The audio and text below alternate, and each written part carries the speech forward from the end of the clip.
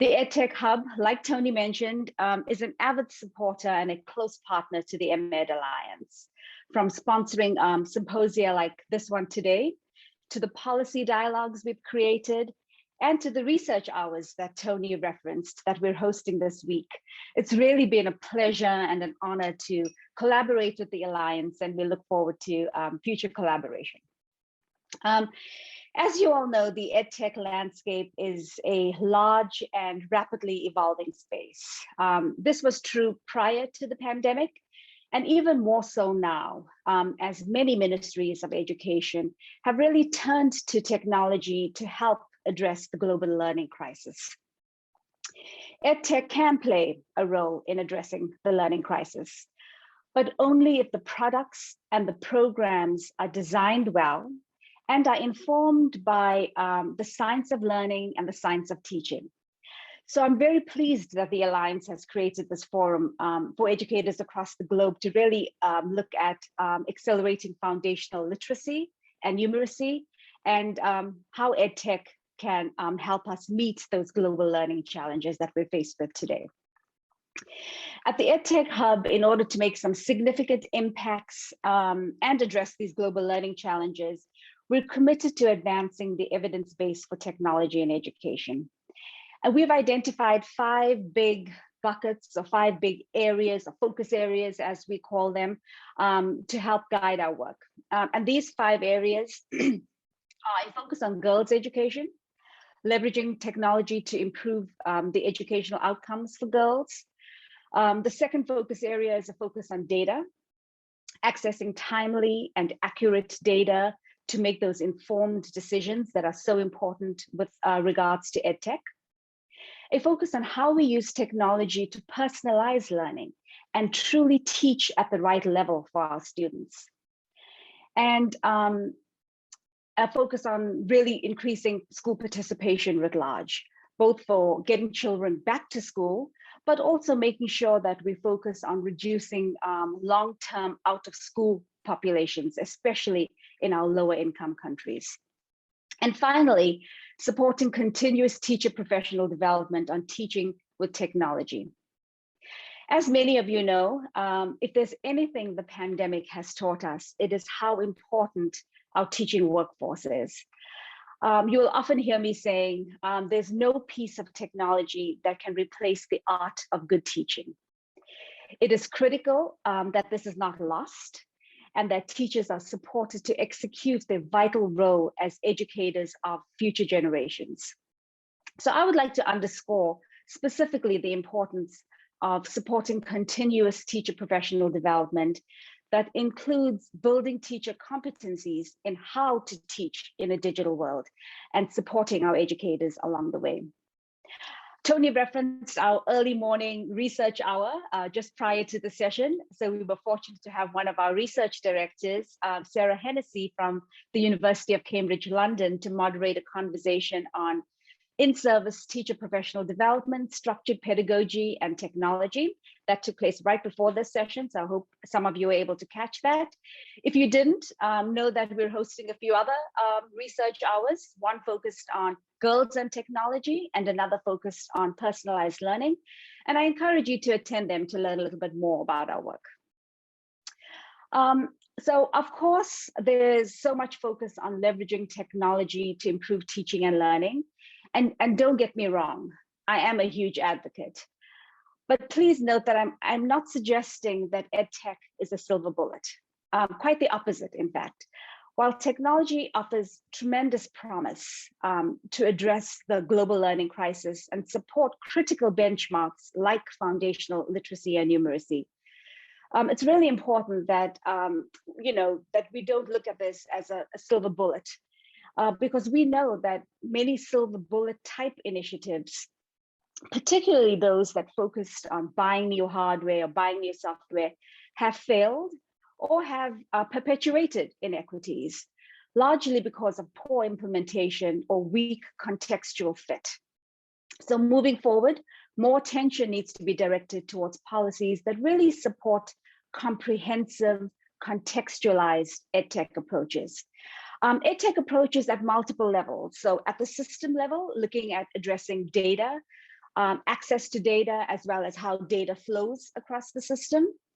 At the teacher level, with the focus on continuous teacher professional development, and I referenced that a few minutes ago. And then at the student level, really looking at low tech, no tech, and high tech approaches to supporting our most marginalized populations.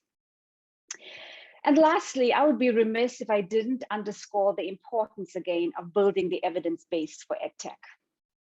As you know, the spend on EdTech is only going to increase. So there's definitely what I think of as a sense of urgency to really study what works, for whom, and under what conditions. Decision makers and ministries of education across the globe are really faced with an overwhelming infiltration of EdTech solutions. And they need this evidence in order to make informed decisions based on what's truly going to move the needle on student learning, but also provide value for money. And this is especially true in our marginalized populations where resources are very few and far between. So this is exactly what the EdTech Hub is designed for. And over the next 3 days, I look forward to listening to your conversations about foundational literacy and numeracy principles, and challenging myself and my team to continue to identify how EdTech can advance foundational literacy and numeracy. So finally, in closing, we're all here today because we believe that every child has the right to a sound basic education, and that education is a human right. So that said, I will leave you with a data point from the World Bank. A 2019 study by the World Bank found that 9 in 10 children in low-income countries cannot read with comprehension by their 10th birthday. Now, I'm sure many of you are familiar with this data point, but more than a data point, I encourage you to consider this a call to action. So thank you for your attention today. Thank you for indulging me. And I'm sure that you're all going to enjoy the symposium. And now it is my honor and pleasure to introduce my comrade, Eleanor Suzulu. Eleanor Susulu is a Zimbabwean-born South African award-winning writer and human rights activist with extensive experience in literature and reading promotion.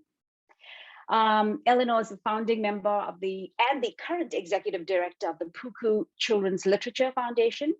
And under her leadership, Puku has recently been awarded the 2021 UNESCO King Sejong Literacy Prize, a prize that gives special consideration to programs that promote mother language-based literacy development.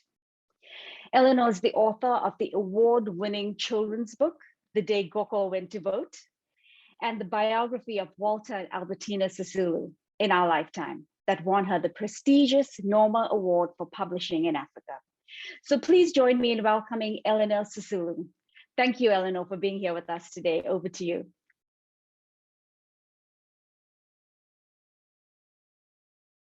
Thank you very much. It's a huge pleasure, especially to be introduced by a fellow South African all the way there in the US. And I'm really looking forward to further engagement with you. This is my second EdTech conference. The last one was in South Africa, which was a very memorable and wonderful experience. And so I was very excited to have the opportunity to make opening remarks at this one. And I'm very ambivalent about a virtual conference because there's huge advantages. For example, just being able to come from upstairs to my office with the minimum of fuss and communicate with people around the world, not having to go through travel and airports, etc. But at the same time, there's the concern about just not being able to have the socializing, which I so enjoyed at the last EdTech conference. So I must say congratulations to those who've woken up with the chickens, as we say in this part of the world. It's 2 o'clock here in South Africa, so I didn't have to have that early morning call, but it's great that the conference has kicked off, and congratulations. I've been just reading with huge envy the sessions yesterday and what is to come. And, you know, the human beings is part of the human condition to create, it's a feature of human society in whatever field of endeavor to constantly reinvent the wheel and waste a lot of time in the process. Thankfully, it's also a feature of human society to share and collaborate. And I really appreciate the incredible amount of information that is shared in this conference. You know, at Puku, we have this approach. We like to approach issues through an ecosystem, that we all work in an ecosystem, and we are not competitors, but we need to collaborate and share.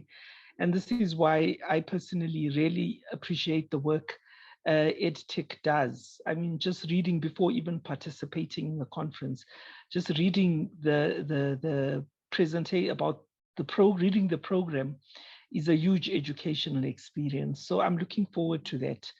I'd like to just introduce Puku. As Verna mentioned, we've been awarded the King Sejong Literacy Prize. And so I just want to share with you a short video on the work we've done, and then I'll go on from there.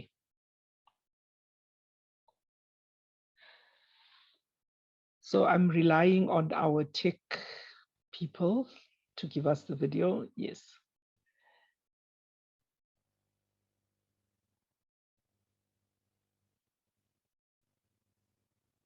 And hopefully the sound will come on.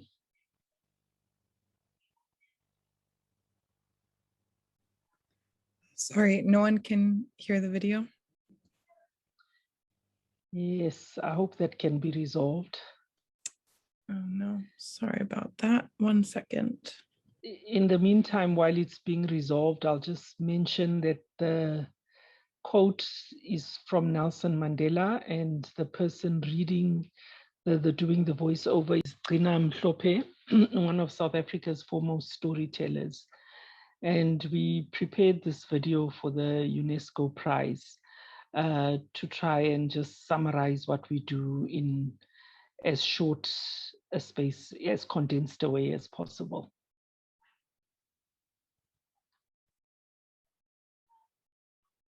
Try this.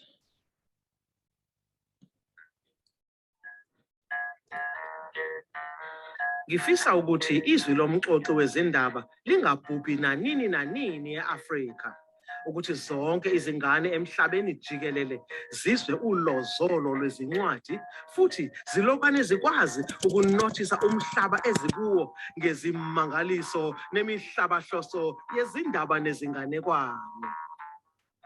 Puku shares this vision, which was so eloquently articulated by President Nelson Mandela. We strive to build a reading culture rooted in our indigenous storytelling traditions in all our languages.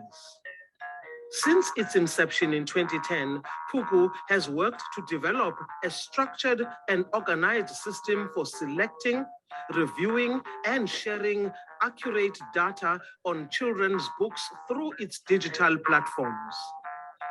Puku has also been a strategic convener for collaborative projects to promote children's literature in South Africa's indigenous languages. From 2013 to 2018, the Puku Story Festival in isiXhosa had a major impact on the Eastern Cape community, as did the Africa Kids Festival in Johannesburg in 2016. Since 2016, Puku held a series of workshops on writing stories and reviewing children's books. These were aimed at parents, educators, writers, storytellers, and artists. Oma Katrina Esau narrated her story, Koi Nga Koi, which is ostrich and tortoise in English, at a Puku workshop in 2018. Koi Nga Koi has been translated into Nama, isiZulu, isiXhosa, and Setswana. The publication of this, the first ever book in the Ngu language, provides a template for publication in other endangered languages. Puku has received national and international accolades for its work and is recognized as a thought leader in the children's literature space. The COVID-19 pandemic stopped us from having physical gatherings. It forced us to use digital platforms. Puku leveraged the increased uptake in virtual communication by organizing webinars in Indigenous languages. The webinar series, organized in partnership with PENSALB, ILIFA, and UNISA, connected institutions and organizations, leading experts in the Indigenous language ecosystem with voices on the ground. This is a good example of how digital platforms can be used to promote multi-sectoral conversations within and between language communities. The webinars were held in 9 South African languages. Puku's online book reviewing course is a comprehensive curriculum targeting individuals new to book reviewing. It is available on YouTube and other Puku online platforms. Just as Dada Nelson Mandela wanted all children in the world to experience the wonder of books, so do we want all children to have access to the digital spaces where they can enlarge their earthly dwelling place with the magic of stories. With adequate investment and creative partnerships, the sky is the limit. Thank you. And I'm glad we did manage to get the sound. So that was just a summary of the work we do. And I should mention that this was largely the work during the past year was supported by the Presidential Employment Stimulus Fund to stimulate work in the artistic sector. And so I think we managed to do a huge amount of work, things we've been meaning to do for many years, but we had to condense them in the space of a few months, but it was well worthwhile. And the next slide summarizes, those are our digital platforms. And we'll go on to the next slide, which summarizes the what we did digitally in 2021. Because as you saw from the earlier video, Puku used to have festivals, children's festivals in Indigenous languages and workshops, but we had to focus more on our digital platforms. And one of the things we're working on is iCatalog yetu, a list of 100 recommended books in isiXhosa. And we plan to then repeat this catalogs in 9 languages, which we found it surprising that we don't have catalogs for early childhood in all our languages. So we don't have good selection tools for parents wanting books in Indigenous languages. And I'm happy to say that there's been an increased demand, especially from South Africans in the diaspora, and South Africans in urban areas who are finding that we have an education system that is so English dominated and that there's little space for our languages. So they want content for children in our languages. We've also done a book review tutorial because one of the things we found is that there is very little capacity to review books in Indigenous languages. And we will not be able to build a vibrant literature if we don't have a review culture and if people don't feel confident and capable of doing book reviews. So this is something that we're really trying hard to build up. Then also mention was made of the webinars in Indigenous languages, because all this discussion that we're having, we would like at least to have it in our Indigenous languages. And I think for low resource communities, language is very important because often these are the communities that don't communicate in English. And if we want to be inclusive and we want to bridge the digital divide, we need to find ways to make our language present in the digital space. So and also to make the books that are there and the content that is there travel further faster. I'm really happy that Neil Butcher Associates is on the program, and I should mention is the manager of our Puku.coza website. So shout out to Neil Butcher. So we're working with the major universities and with the Pan South African Language Board. Next year is the Decade of Indigenous Languages declared by the UN. And as with so many things with the UN decade, sometimes it's just a declaration. We want to actually make something happen regarding our languages. And because we don't believe that literacy and numeracy is really truly, can be really inclusive as possible if our languages are left out. And there's so many things we can do. I just want to mention a central dilemma that Puku has, and I think everybody involved in EdTech. And the dilemma is to produce content for all children, because we have the principle that all children must have access to education, all children must have access to literacy, numeracy, and the content that's needed to develop that. But so we want that content to be free. We don't want any child to be denied because their parents or their communities cannot afford the content. But at the same time, we want content producers to be paid. And I believe, one of the things that enabled us to come to UNESCO's attention and be able to win this award was the fact that we were able to produce such a lot of work in Indigenous languages in so short a time. And the way we were able to do this was because there was an investment. The PESP project focused on paying content providers, paying people. It focused on the amount of economic work opportunities created rather than on the project activities, which is unusual. As we know, most projects, most grants say only 25% or sometimes 30% can be spent on staff or salaries, on personnel costs, and the rest must be on project costs. Yet during this period, we found that, I mean, one of the, I suppose, I can't say advantages, but one of the benefits that came out of COVID is that we had increased digital uptake. So that means we could have large gatherings of people with little lead time who were able to, and we didn't have to spend on accommodation, we didn't have to spend on travel, we didn't have to spend on event management. And all those costs could go into paying the people. Which is really important at this time. You know, Puku has relied a lot on voluntary work. And this means that we, you know, and people could volunteer in pre-COVID time, but now it's increasingly difficult. Also, the organizations that sponsor us are also having difficulty.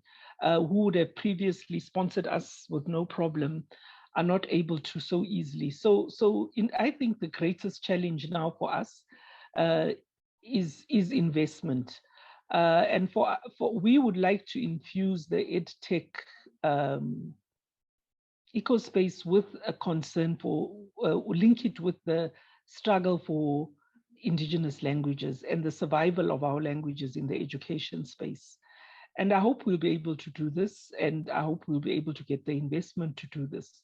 And we really look forward to engaging with the other organizations on these platforms and engaging further with EdTech to promote literacy at foundation phase.